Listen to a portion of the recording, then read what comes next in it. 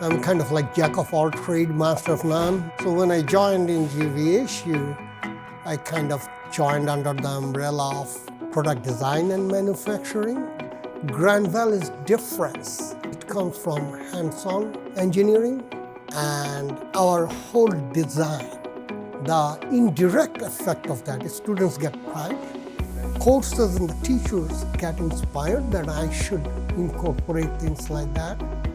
Our co-op let them grow in parallel to their theoretical knowledge. So when they go out, on the first day, they have done 1 year of work.